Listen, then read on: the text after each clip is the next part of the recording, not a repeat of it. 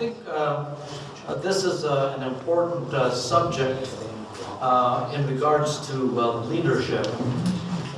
Мне кажется, вот эта тема очень важна, что касается руководства. So, if you would turn to 1 Corinthians chapter 9. Давайте откроем 1 Коринфянам, 9 глава.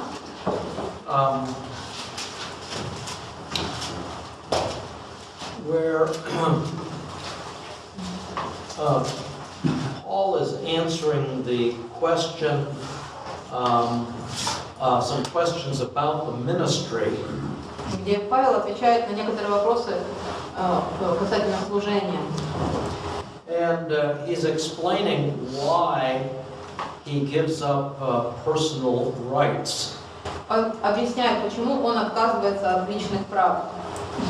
And so he talks about giving up the right of having a wife. Он отказывается от права иметь жену.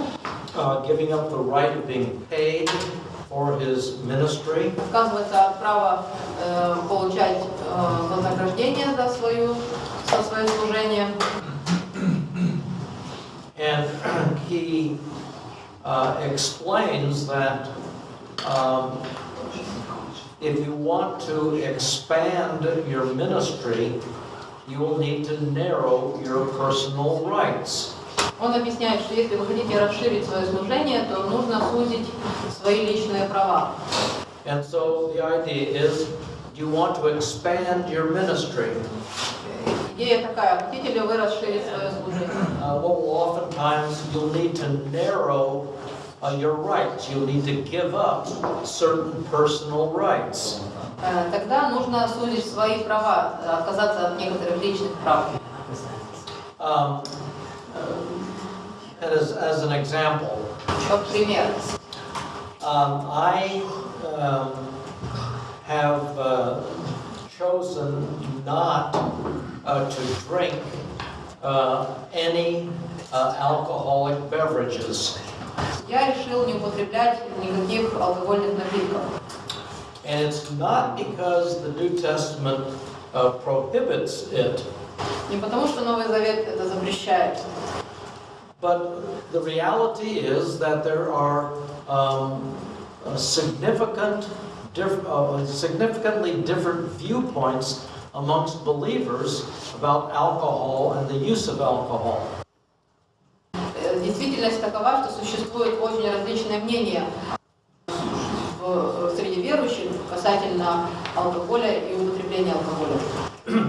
And so I was persuaded some years ago by this passage in 1 Corinthians 9. И поэтому я был убежден некоторое время назад с помощью вот этого отрывка в 1 Коринфянам 9 главе, that in my situation and the ministries that I am in, в моей ситуации, в тех служениях, в которые я вовлечен, I need to say no to some of these things. мне нужно сказать нет некоторым из этих вещей. So I have chosen to narrow my personal rights. Поэтому я решил ограничить, сузить мои личные права. Because I would like to, as much as possible, broaden the scope of my ministry to different people. Потому что я хотел бы, насколько это возможно, расширить размах своего служения различным людям. And so that's basically what Paul is talking about in the first 23 verses. Об этом Павел, по сути, говорит в первых 23 стихах. In verses 24 to 27, he speaks of how important it is to have a disciplined life. В стихах 24 по 27 Павел говорит о том, как важно жить дисциплинированной жизнью. So it's not just a matter of not doing some things, but also the matter of disciplining yourself. То есть вопрос не в том просто, чтобы какие-то вещи не делать, но вопрос того, чтобы дисциплинировать себя. Do you want to read verses 24 to 27? Прочитаем 24 по 27 стих. «Знаете ли, что бегущие на ресталище бегут все, но один получает награду? Так бегите, чтобы получить. Все подвижники воздерживаются от всего. Не для получения венца тленного, а мы нетленного. Потому я не бегу так, как на неверное, бьюсь не так, чтобы только бить воздух, но усмиряю и порабощаю тело мое, дабы проповедовать другим, самому не остаться недостойным». And so, using, as he often does, athletic imagery, здесь он использует спортивные термины, как это он делает неоднократно. Paul makes two very basic points. И Павел здесь два основных момента подчеркивает. The first reason that he gives for disciplining our lives Первая причина, по которой он говорит, что нужно дисциплинировать себя в своей жизни, is the receiving of reward. чтобы получить награду. Paul understood that the day was coming when he would stand before the Lord Jesus Christ. Павел понимал, что однажды он предстанет перед Господом Иисусом Христом. And he would appear at the judgment seat of Christ along with all other believers. Он появится перед судилищем Христовым рядом со всеми верующими. And so just as certain as we are in this room at this moment, we shall appear at the judgment seat of Christ. Также мы все, которые здесь в этой комнате, появимся перед судилищем Христовым. And it will be a time when our works are evaluated. И в это время будут оцениваемы наши труды. And as Paul told the Corinthians, И как Павел сказал Коринфянам, that we will receive reward, we will receive recompense or pay according to what we have done, whether it's good or bad. мы получим награду, вознаграждение за то, что мы сделали, либо хорошее, либо плохое. This event is not a time which determines our salvation, but it's a time of determining our rewards. Этот момент — это не время определения нашего спасения, но время получения награды, вознаграждения. Yesterday we looked at 1 Peter chapter 5. Вчера мы с вами рассматривали 1 Петра 5 глава, Related to shepherding the flock of God. что касается того, чтобы пасти стадо Божье. And Peter tells the elders that if they are faithful in shepherding, Петр говорит пресвитерам, что если они будут верны в своем служении, пасти стадо Божье, at the appearance of Christ, когда явится Христос, we faithful shepherds will receive the crown of glory. верные пастыри получат венец славы. That God will honor in a special way faithful shepherds. То есть Бог почтит особым образом верных пастырей. The rewards at the judgment seat this was not the only motivation that the Apostle Paul had for ministering. Награды на судилище — это не была единственная мотивация Павла для служения. In 2 Corinthians 5, he actually lists 4 motivations for ministry that he had. В 5 главе 2 Коринфянам он перечисляет 4 стимула для служения, которые у него были. One of those 4 was the rewards that will be received at the judgment seat of Christ. Один из этих стимулов — это награды, которые получим мы на судилище. So Paul says, one of the reasons why I say no to myself И Павел говорит, одна из причин, почему я говорю себе нет, and discipline my personal life, и дисциплинирую свою собственную жизнь, is that I will be rewarded on that day. это то, что я получу награду в тот день. The second reason Вторая причина is that he wants to avoid being disqualified. это то, что он желает избежать дисквалификации. And that's mentioned in verse 27. Об этом говорится в 27 стихе. The Greek word is adokimos. Греческое слово «адокимос». And it is used in a number of ways, including in this athletic imagery. У него есть несколько значений, оно употребляется в частности и в случае атлетами и бегом. Today an athlete might be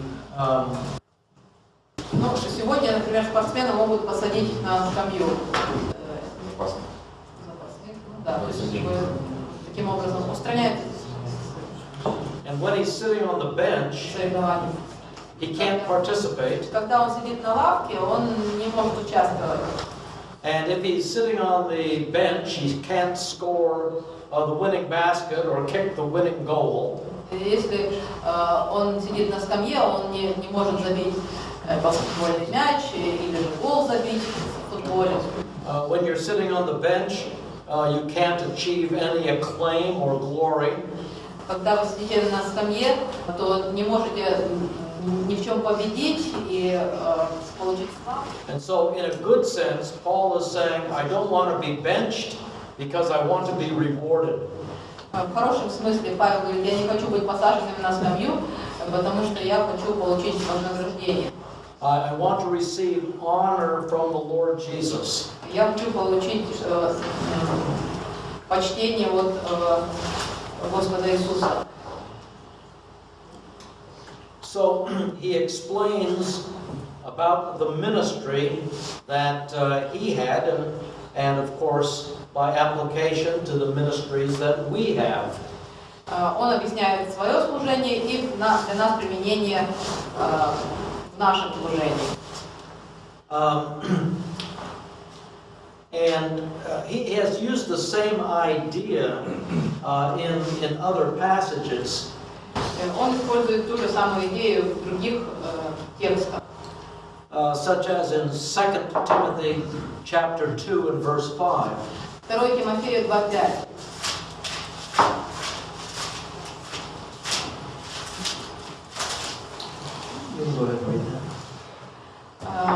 Если же кто и подвязается, не увенчивается, если незаконно будет подвязаться. An athlete who cheats will not receive the prize. Спортсмен, который соревнуется нечестно, не получит награду. You have to compete according to the rules. Нужно соревноваться, состязаться согласно правилам. And in the ministry, we have to minister according to God's rules. И в служении нам тоже нужно служить согласно Божьим правилам. And then he searches for an illustration of what disqualification might look like.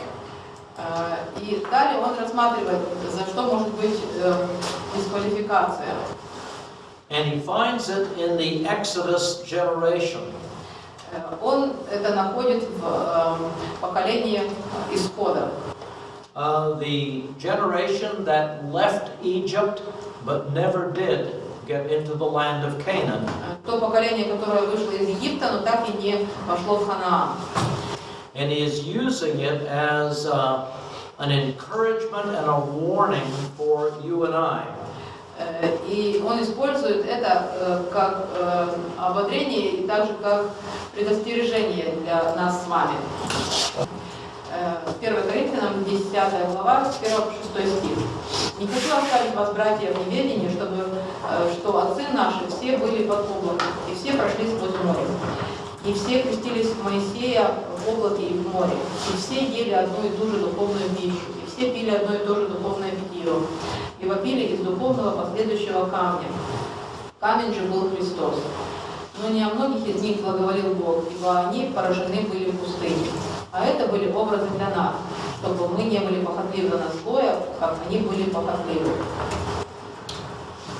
There are three key points that he makes in those verses.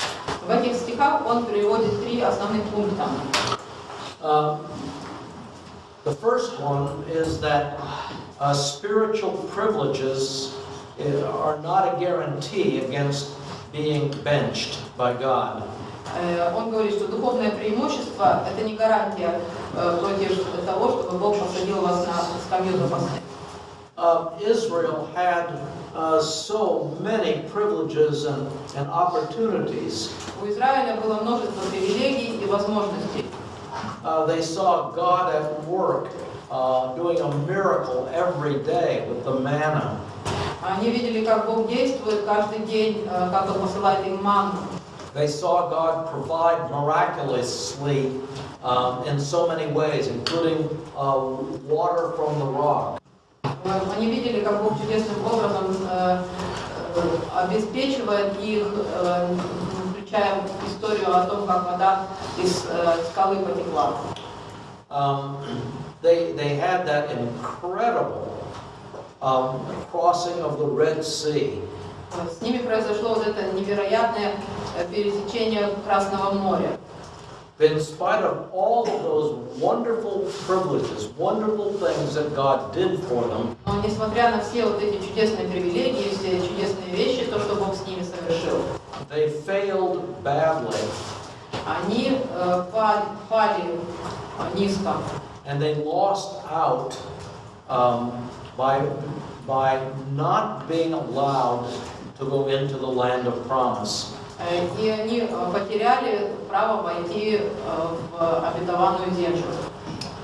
And for those who are in the ministry and in places of leadership, И для тех, кто находится в служении, на руководящих должностях, just think of all the privileges that have been ours. подумайте о всех тех привилегиях, которые принадлежат нам. Think of the privilege that is yours now, being able to give these days of your life to a study of the Word of God. Подумайте о той привилегии, которая у вас сейчас есть, об этих днях, когда вы можете изучать Слово Божье. Think of the privilege that you have had of the men that God has brought into your life to bring you to where you are today spiritually. Подумайте о привилегии тех братьев, которые были в вашей жизни, которые привели вас к тому этапу, на котором вы сейчас находитесь. Perhaps you had the privilege of being raised in a godly home. Может быть, у вас такая была привилегия, что вы выросли в верующей семье. Perhaps having the experience of being in a really strong and vibrant church. Может быть, опыт пребывания в очень сильной живой церкви. But all of those privileges that have been yours and have been mine. Но все вот эти привилегии, которые у вас были, есть и у меня, is no guarantee that God might say to you, to you, to you, to you, to me, you're on the bench. Не гарантия против того, что Бог может сказать вам и мне, садись на скамью.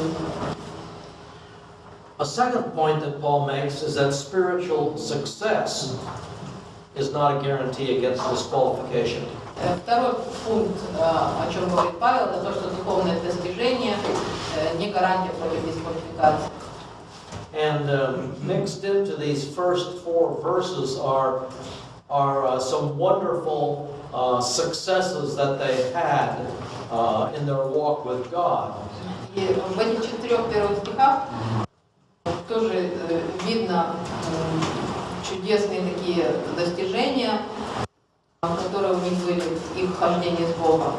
The great victory that they were a part of in the crossing of the Red Sea. Великая победа, в которой они участвовали, пересекая Красное море. And in spite of those moments of victory which they had experienced, несмотря на эти моменты победы, которые они испытали, God put them on the bench. Бог посадил их на скамью запасных. With the result that they never did enter the promised land. И результат был такой, что они так и не вошли в обетованную землю. And so Paul would tell you and me that we may enjoy, by God's grace, some significant successes in our ministry. И также Павел говорит и вам, и мне, что возможно, что мы испытываем какие-то особые достижения в нашем служении. We may see God's hand at work in our lives and ministries in a wonderful way. Мы можем видеть действие Божьей руки в нашей жизни чудесным образом. But that is no guarantee that we might not be benched because of our carelessness. Но это не гарантия, что мы не будем посажены на скамью из-за своей небрежности. And he then points out in verse 6. Далее в 6 стихе он говорит, where the failure began. с чего начинается падение. It came from inner desires that were wrong. От внутренних желаний, неправильных желаний. And again, you and I are not exempt from this. И опять-таки мы с вами не избавлены, не защищены от этого. The desire to be famous. Например, желание быть известным, популярным. The desire to be successful in the eyes of people by having a big church. Желание быть успешным в глазах людей, имея большую церковь.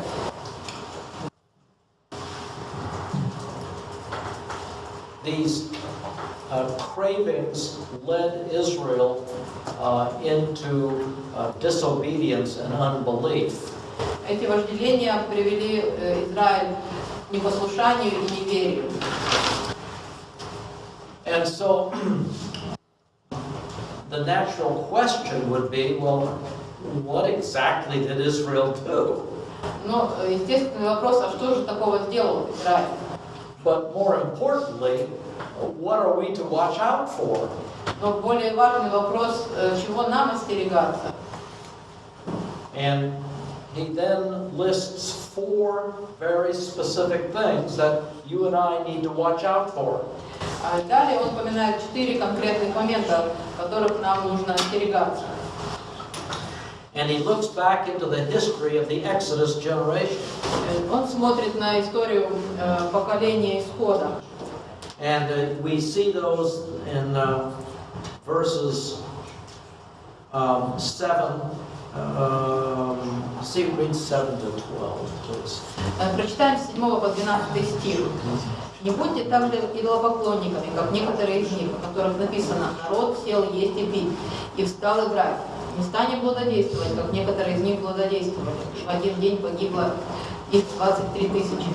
Не станем искушать Христа, как некоторые из них искушали, погибли от змей. Не ропщите, как некоторые из них роптали, и погибли от истребителя». Все это происходило с ними как образы, а описано в наставлении нам, достигшим последних веков. Посему, кто думает, что он стоит, берегись, чтобы не упасть. The first one is found in verse 7. Первое мы находим в 7 стихе. And what event would that be referring to? О каком здесь событии говорится? The golden calf incident in Exodus 32. Золотой телец в 32 главе Исход. Idolatry, of course, is not simply bowing down in front of a statue. Конечно же, идолопоклонство это не просто поклонение какой-то статуе. Idolatry has to do with having an affection or a loyalty to someone else or something else other than the Lord Jesus Christ. Идолопоклонство это когда есть привязанность и преданность кому-то или чему-то другому, а не Иисусу Христу. And so often we don't think of ourselves as slipping into idolatry. Часто мы не думаем о том, что мы сползаем в идолопоклонство. But it's clear that idolatry is a very real issue for believers also. Но очевидно, что идолопоклонство это вполне реальная вещь для верующих. John ends his first epistle Иоанн заканчивает свое первое послание by saying, "Little children, keep yourselves from idols." и говорит: дети, берегитесь идолов. Why would he say that? Почему он так говорит? Because we also have a tendency towards idolatry. Потому что у нас тоже есть склонность к идолопоклонству. Here in this chapter, Paul says, "Flee from idolatry." В отрывке Павел говорит: бегите от идолопоклонства. And when the Lord Jesus spoke of being devoted followers of His, Когда Господь Иисус говорил о том, чтобы быть преданными последователями, Его преданными последователями, as He did in passages like Matthew 19 and Luke 14, как, например, Матфея 19 главе, Луки 14 глава, He put it in terms of things that are good and important. Он говорил это такими словами, которые важны, и такими терминами, которые то, что важно и хорошо. He said that whoever has basically said goodbye to father, mother, wife, children. Он говорит, что каждый, кто, по сути, сказал до свидания, попрощался со своей женой, с мамой, папой, детьми, Houses and lands. домами и землей, That unless he is supreme to all of those good things, then we're likely dealing with some form of idolatry. He has to be number one. He has to be greatest in our lives. Если Христос не первое место занимает у него в жизни, то тогда встает вопрос идолопоклонства. He puts it in terms of things that are good and important. Он это говорит, он говорит, используя то, что хорошо и важно. Because these good things can become idolatrous in our lives. They can become the place of our greatest affection. Потому что вот это хорошее может тоже стать идолами в нашей жизни, местом идолопоклонства. Should we love and care for our children? Должны ли мы любить своих детей и заботиться о них? Of course. Конечно. But the phenomenon called child-centered parenting is really a form of idolatry. Но такое явление, как сосредоточенность на детях, где-то центричность, не знаю, не очень хорошо звучит. Это форма идолопоклонства. Yeah, where children are elevated to a place of being number one in the life of parents. Когда дети возводятся на место, на первое место в жизни человека. But only the Lord Jesus deserves that place of supremacy in our lives. Но только Господь Иисус заслуживает этого места превосходства в нашей жизни. And so that, as good as it is, can be a form of idolatry. И это, как бы хорошо это ни было, сосредоточенность на детях становится местом идолопоклонства. The second thing he mentions is in verse 8, that of immorality. Второе, что он упоминает в 8 стихе, это блуд.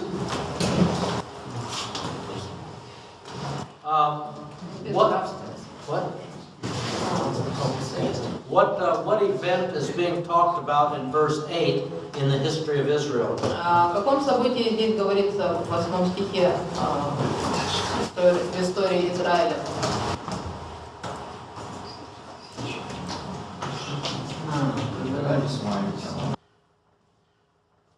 Благодействовать с другими народами.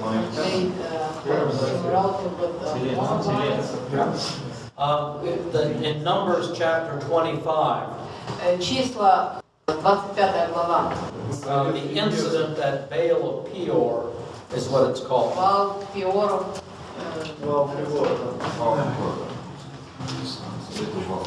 And so, not only will idolatry put you on the bench, but immorality will also. То есть не только идолопоклонство сажает вас на скамью, но и блуд.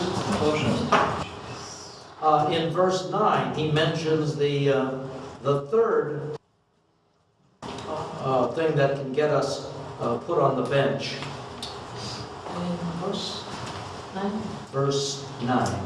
В 9 стихе следующее, что может посадить нас на скамью.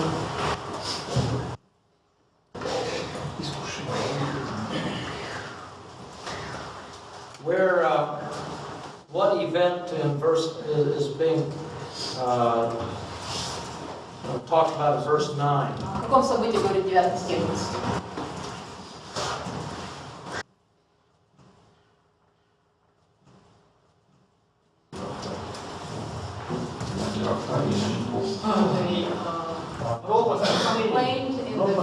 In the desert and the snakes attacked. Right, in Numbers chapter 21, when the poisonous snakes were sent in. 21 глава, когда ядовитые змеи напали.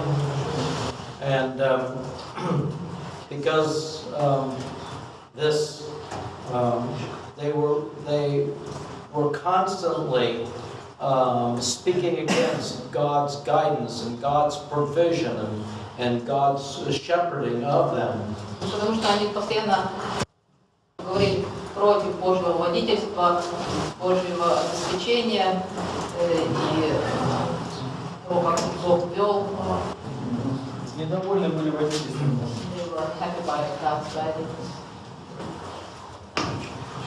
The fourth one is similar to the third, that of grumbling. Четвертое, похоже, это робот. Do you have an idea of what event is being referred to here? О каком событии здесь говорится? A lot of events.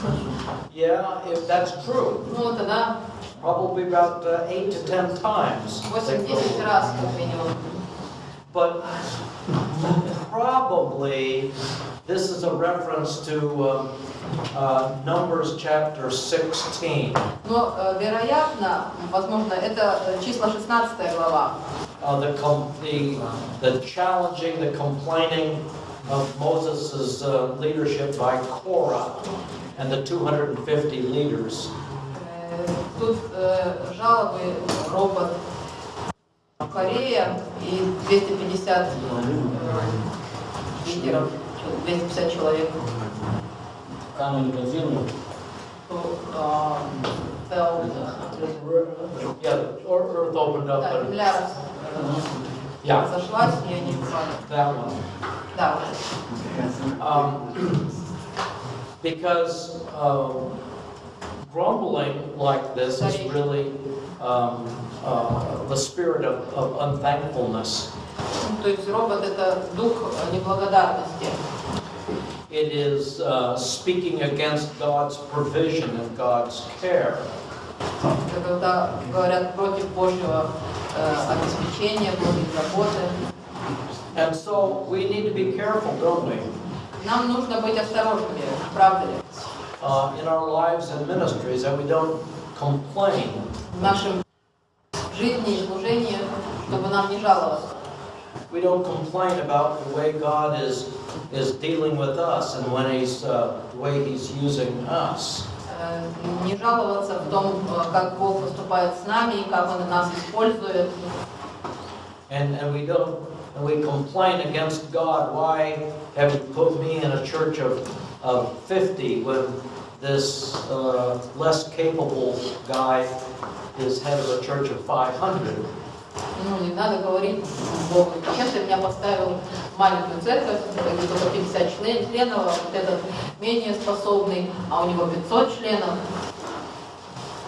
And so, Paul, in the context of ministry, is giving us some vital information about the possibility of being disqualified. Павел в контексте служения дает нам жизненно важную информацию, как предостережение, чтобы не получить дисквалификацию.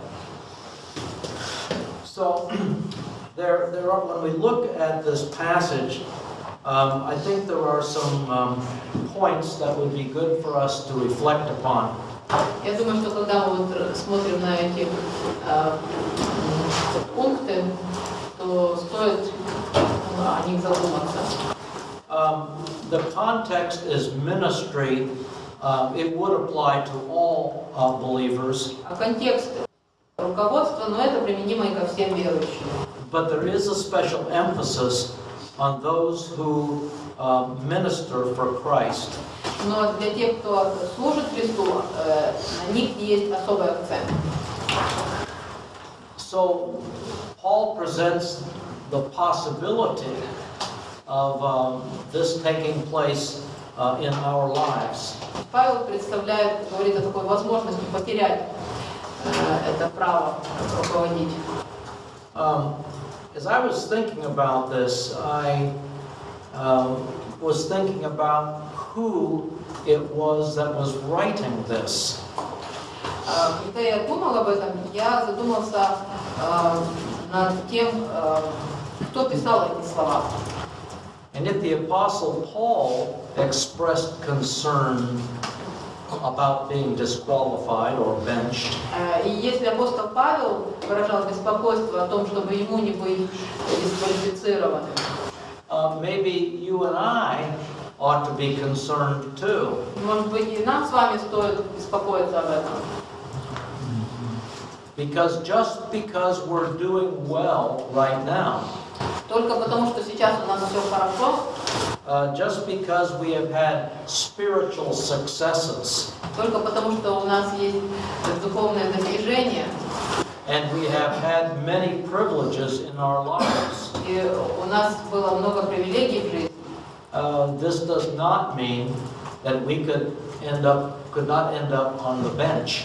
это не значит, что мы не можем в конечном счете оказаться на скамье, Where we are no longer participants in ministry и перестать быть участниками служения. Because we've been declared unfit. По причине того, чтобы быть объявленным недостойным. I don't think Paul probably means that there's only 4 things that can cause this. Я не думаю, что Павел имеет в виду, что есть только 4 пункта, по которым стоит беспокоиться. But it gives us a pretty good idea of the kind of thing that could disqualify us. Ну, это нам представляет достаточно, мы получаем хорошее представление о том, за что можно быть дисквалифицированным. But we talked about this third one before. Мы об этом третьем уже раньше говорили. And the question is, if a man is benched by God, Вопрос такой, что если Бог садит на скамью запасных какого-то служителя, can there be a time when God takes him off of the bench and puts him back in the game? может ли наступить такое время, когда Бог поднимает его с этой скамьи и возвращает в игру? And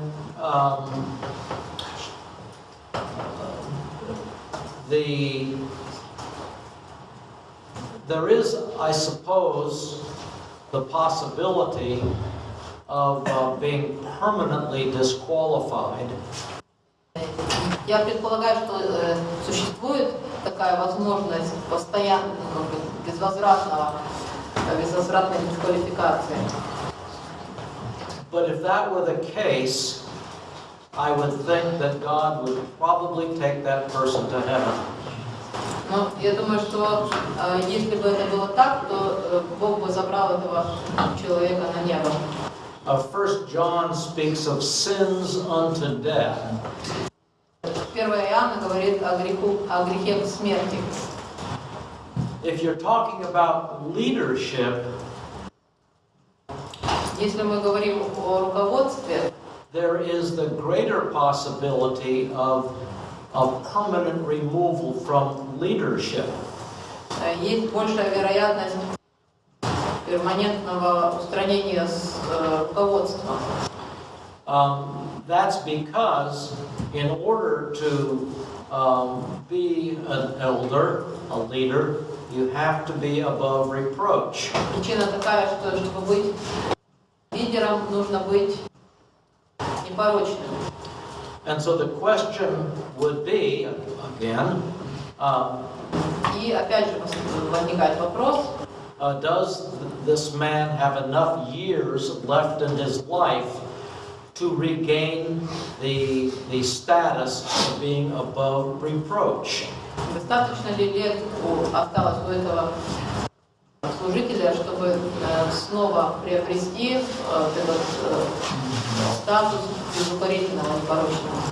Because the qualifications for leadership are much higher than those who are not leaders. Потому что требования к лидерам все-таки намного выше, чем тем, кто не является лидерами.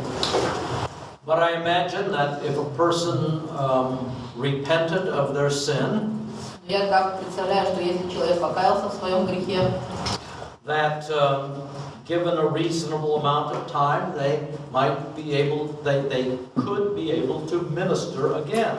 по прошествии разумного периода времени им можно дать возможность снова заниматься служением.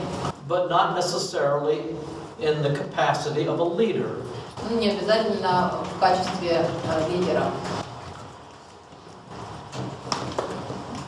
Another observation is that there are apparently degrees or levels of disqualification. Еще одно наблюдение – это то, что очевидно существуют различные степени или уровни дисквалификации. And this final point. Последний пункт. А вот что значит различный уровень? Более-менее даже. Different degrees of disqualification. Well, mainly what I mean is that a person might be disqualified from leadership, but not disqualified from serving the Lord in the church in some way. Ну, в основном я имею в виду, что может быть человек в каких-то случаях дисквалифицирован как лидер, но он может продолжать какое-то служение, служить в церкви. Откуда это очевидно? Where do you get this from? Is it evident? Well, it's based upon the point that leaders have a higher standard of qualification. Ну, это основано на том, что у лидеров более высокий уровень квалификации. And there's a level of ministry that comes with that. И вместе с этим получает он уровень служения более высокий. То есть не может быть пресвитером, но может быть лидером малой группы, да? So he cannot be an elder, say, but lead a small group still. That would be in the realm of possibility, yes. Это возможно, как бы, то есть в зависимости от ситуации. But even that may not be something that is allowed until it's clear that he has Может быть, даже это не будет позволено до того момента, пока он не покается. and he has established some И credibility. как бы заслужит какое-то доверие. То есть у нас получается ситуация, 20 пунктов есть, по которым человек должен соответствовать для того, чтобы нести служение.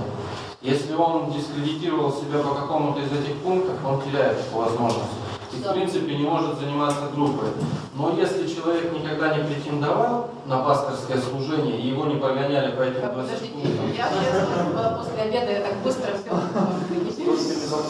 Еще раз, пожалуйста. We have this 20 points, and a person should qualify in all of those. But if they miss one of those, they cannot be an elder, say, or lead a small group. Так, я где-то там на уровне малой группы остановилась. Ага.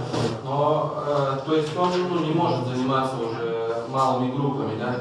Но человек, который изначально не претендовал на пасторское служение, может заниматься лидерскими группами, но его в принципе не прогоняли по этим 20 пунктам о соответствии. То есть, вероятнее всего, этот человек какому-то пункту не соответствует, если он не занимает пасторскую. Well, if this one was chosen as an elder, but then he disqualified from some of one of the points, he may not be the small group. There's another person who never was a candidate for the eldership, but was involved in a small group, and he was never tested on all of those. So if he continues to serve in a small group, though he might not qualify for those high schools. Yes. We have those, we looked at those 20 qualifications, and no human being is going to be perfect in all of them. Но мы с вами рассмотрели эти 20 пунктов. Никакой человек не будет совершенным в том, как он выглядит в этих пунктах. But it needs to be obvious, or it needs to be clear that they are growing Должно быть ясно, что он растет.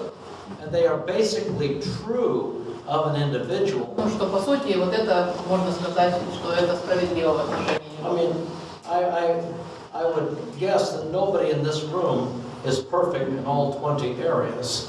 Ну, я так предполагаю, что никто из находящихся в этой комнате не совершенен в этих 20 пунктах.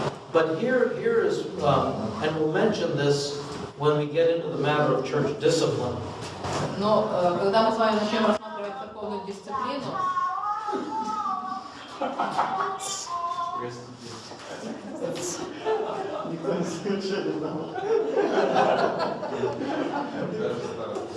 когда начнем рассматривать церковную дисциплину, это будет важно.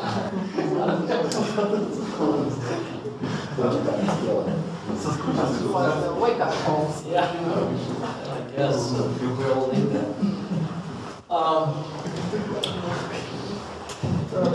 Человек расходится во мнениях. What does it mean that Let me just finish the last point. Последний пункт. The truth of the matter is that sometimes a church might wrongly dismiss a man from the ministry. Но истина такова, что бывает так, что церковь ошибочно устраняет служителя. Out of ignorance or envy of this individual. Может, по причине невежества быть это, или же из зависти. They might do him some harm. Они могут причинить ему какой-то вред. And yet in God's eyes, the man is a good servant of his. Но в Божьих глазах этот человек может быть хорошим его служителем. I have a good friend of mine У меня есть хороший друг, who rebuked one of his elders for using profanity, swearing. Мне один мой друг укорял пресвитера за то, что он проклинал, проклятие использовал. And this man spent the next 2 years trying to destroy this friend of mine. И вот этот человек в ответ 2 года делал все возможное, чтобы его уничтожить. And he succeeded in getting him out of the church. И ему удалось вот этого моего друга удалить, устранить из церкви. By making a number of false accusations. Представляя несколько ложных обвинений. But since that time, my friend's ministry has expanded and been used greatly by the Lord. Но с того времени служение моего друга очень расширилось, и Господь его использовал. And in the other way, men may not deal with sin in a leader. С другой стороны, бывает так, что люди не разбирают какую-то проблему, какой-то грех, который есть в жизни человека, не решают его. And he will be continuing to minister in some way. Продолжает нести служение этот человек, проявляется грех. As a leader. Как лидер, как руководитель. But it is most likely that God has really benched him. Но вероятнее всего Бог все равно его уже посадил на скамью. So that's all I'm saying.